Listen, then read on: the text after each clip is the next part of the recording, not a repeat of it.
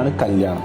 അപ്പം എൻ്റെ കല്യാണം ഞാൻ ഉദ്ദേശിക്കുന്നത് വെച്ചാൽ, ഞാൻ സത്യം പറഞ്ഞാൽ ഞാൻ എൻ്റെ സർക്കിളിലും അല്ലാണ്ടും കല്യാണം കഴിച്ച് കുടുങ്ങിപ്പോയ കുറേ ആൾക്കാരെ കണ്ടിട്ടുണ്ട്. അതായത് വ്യക്തമായ പ്ലാനിങ് ഇല്ലാതെ വീട്ടുകാരുടെ പ്രഷറിൻ്റെ മുകളിൽ പെട്ടെന്ന് പിടിച്ച് കെട്ടി ലോണും കാര്യങ്ങളും എടുത്ത് എന്നിട്ട് അത് വീട്ടാൻ പറ്റാണ്ട് എന്നിട്ടൊരു പ്ലാൻ. അതായത് നമ്മളൊരു കല്യാണം കഴിക്കുമ്പോൾ നമുക്ക് വൈഫിനൊരു പ്ലാനാണ്, കരിയർ എങ്ങനെ പ്ലാൻ ചെയ്യണം, നമുക്കൊരു പ്ലാനാണ്. കാരണം ഞാൻ എപ്പോഴും വിശ്വസിക്കുന്ന ഒരു കാര്യം എന്ന് വെച്ചാൽ, കല്യാണ തലേന്ന് മുട്ടിപ്പാട്ട് പാടാനും കൊട്ടാനും പാടാനും കൂട്ടക്കാരും കുഞ്ഞുമ്പുറത്തെ അമ്മായി എല്ലാവരും ഉണ്ടാവും.